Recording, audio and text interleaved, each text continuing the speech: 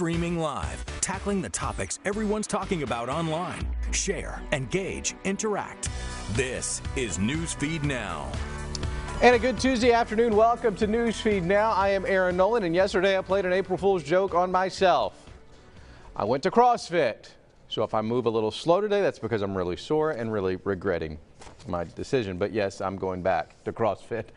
Like not a smart person in about an hour. All right, time to get started. We've got the 4 biggest social stories, and we're going to bring in local reporters to chat about how this news will impact you. Look, each and every one of us make mistakes. Some are small, like a fender bender. Others are big, and sometimes they're criminal. The latter of these can send you to prison as punishment. Recently, the Trump administration has focused on making the criminal justice system better.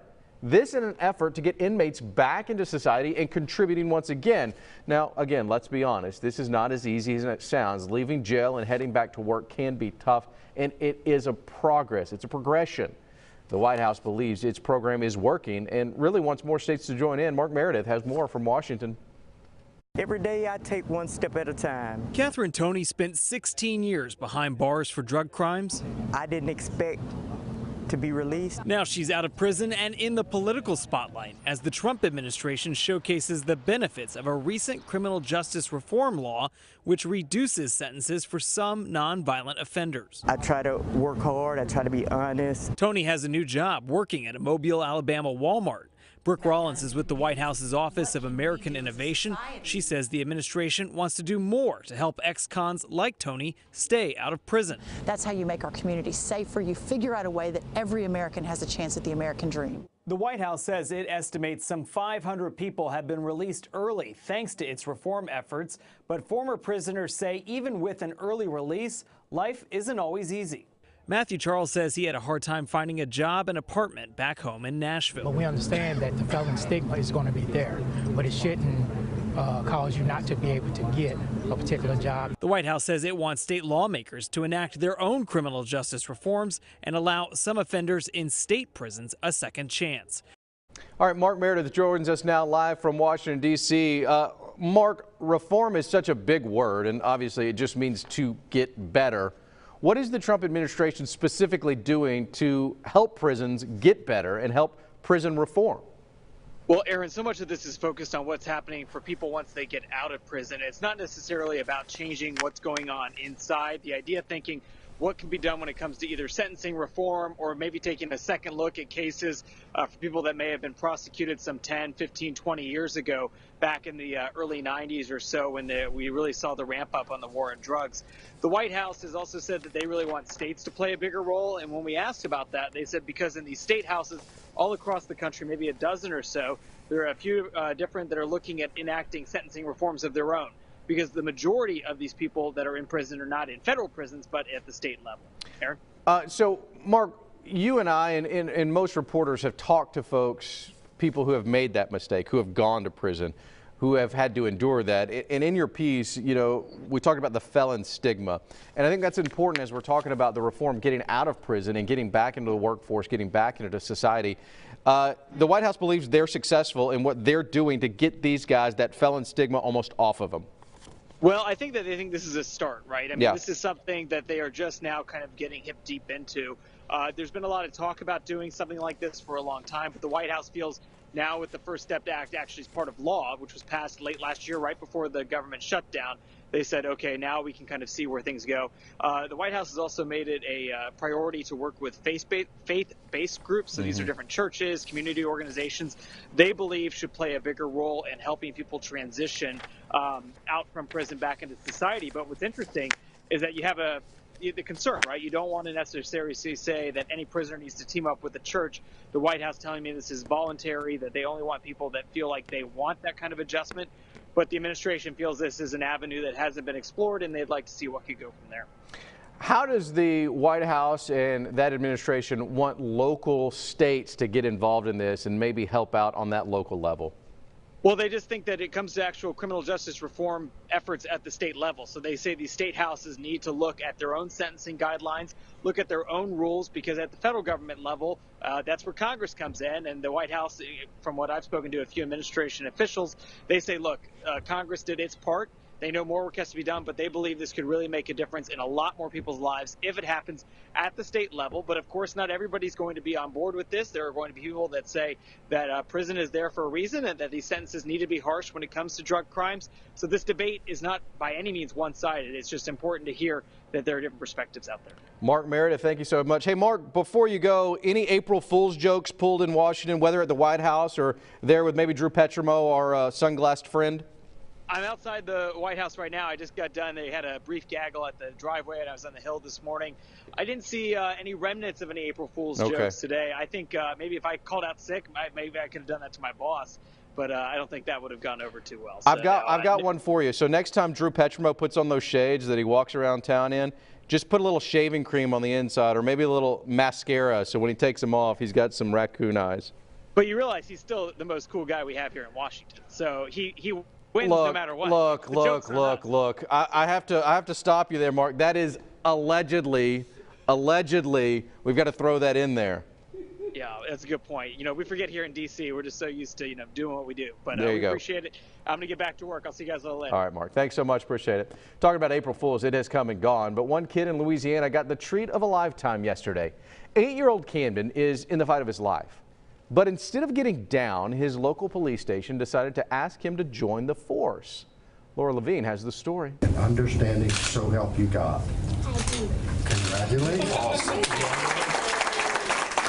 After the official oath by Louis Perret at the Lafayette Parish Clerk of Court in signing the dotted line, 8-year-old Camden Bernard realized this was not a joke. This morning I woke up and he told me. That's right.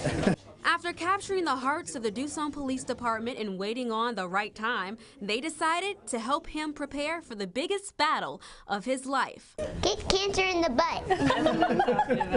Camden's dad, Pat Bernard, says their lives changed when he was diagnosed with leukemia in September of last year. He's in what the doctors call deep remission.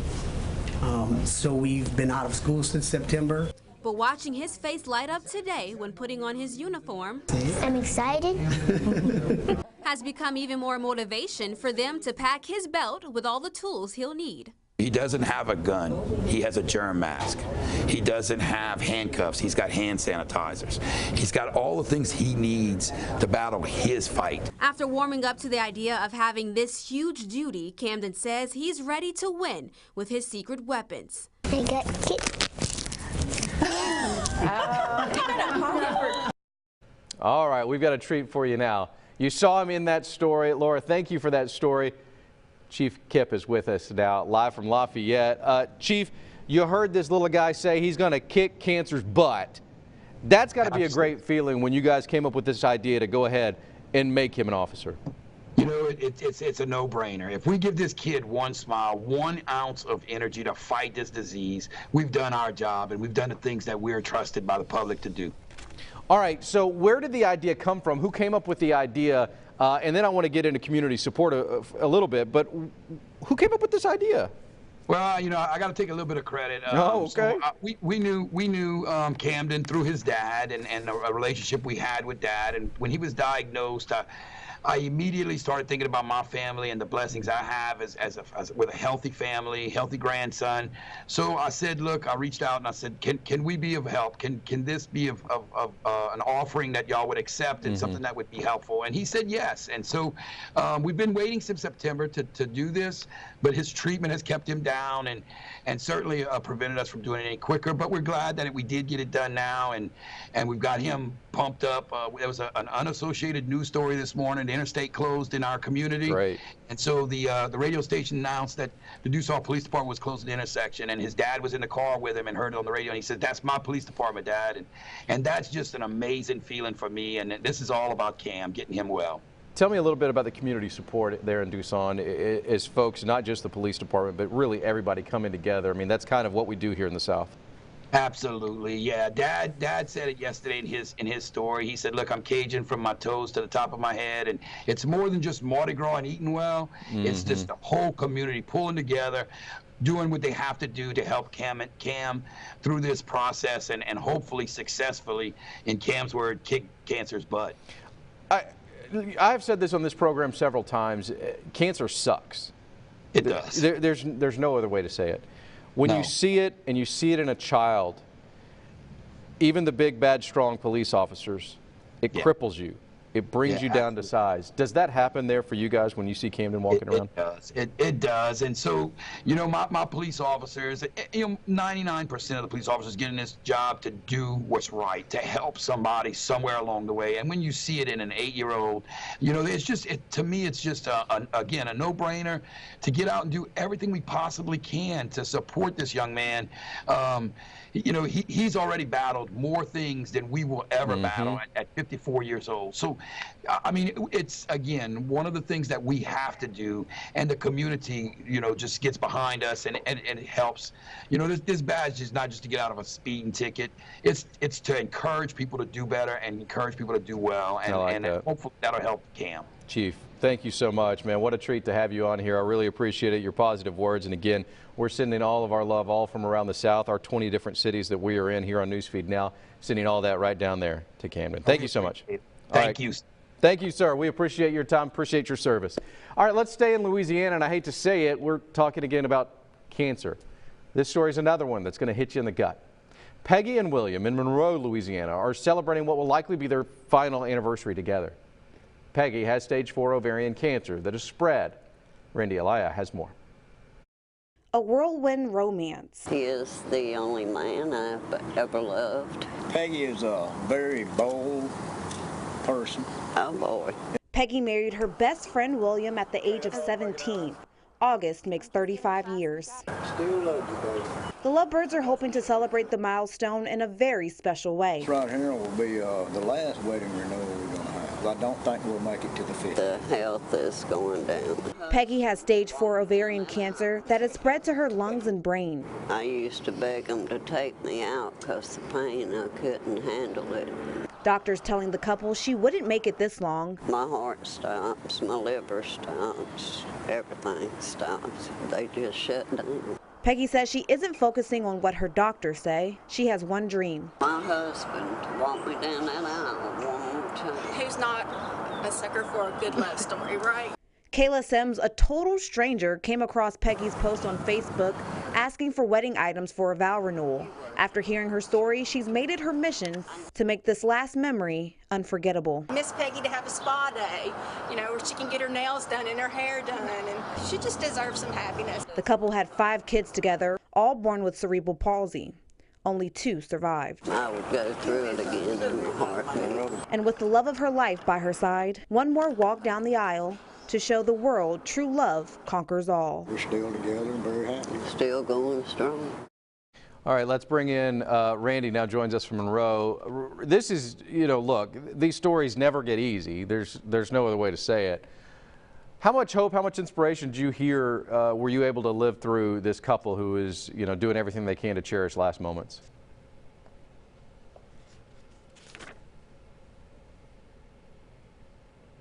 All right, Randy, we can't hear you. Do you have mute on by any chance? Let's try to see if we can fix this. We're going to pause.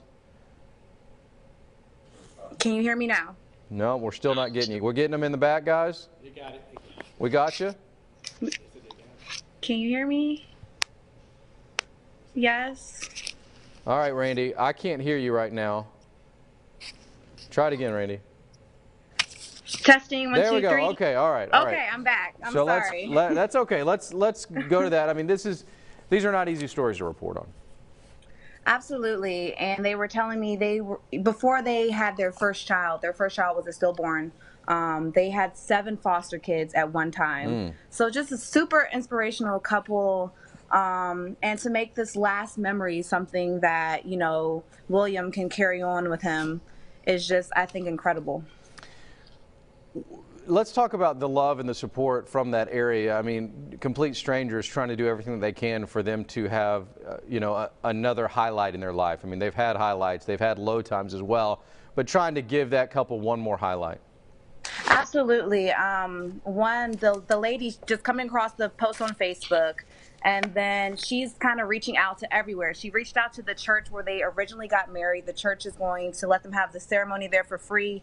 So she's really just needing the community to come together. You know, she wants to get her hair done, her nails done, catering, food like that, to try to see if like a limousine company could, you know, give them a ride. They're trying to make it this really big, grand vow renewal for their 35th wedding anniversary. And they were just saying the support from a complete stranger is, I mean, almost brought her to tears.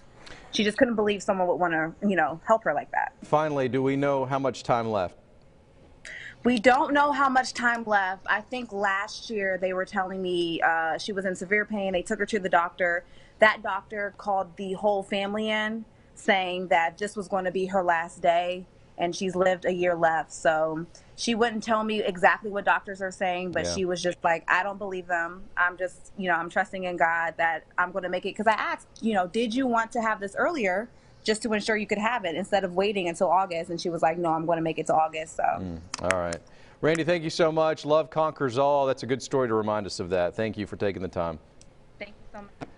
Gambling has been an underworld operation for years. Las Vegas is called Sin City, and it is the capital of the gambling world. But last year, the Supreme Court ruled that states could, in fact, allow sports betting. Several states jumped at that chance to add sports books. In fact, in Arkansas, 2 locations will soon have sports books and enhanced gambling. In that state, 2 racing locations had betting, a horse track and a dog track. Now, for the first time in Arkansas's history, both have live dealers for casino games. Rebecca Butcher has more from West Memphis, Arkansas.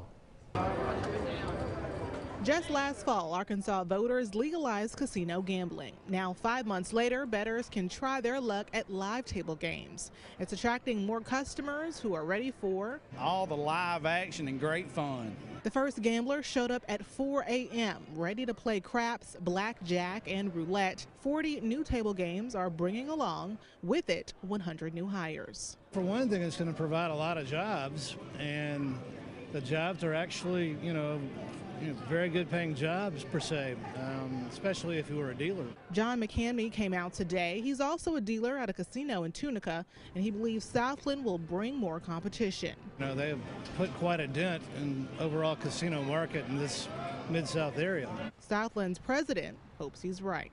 We think a lot of customers are going to come and visit us more often. And matter of fact, today I had many customers saying, thank you for opening because I'm going to be closer to where I live and I won't have to drive as far to Tunica. This is just the beginning. A $250 million high-rise hotel, restaurants, and expanded casino and sportsbook complex starts soon with 400 new jobs. We will, and I expect to have some business moving from Tunica to here.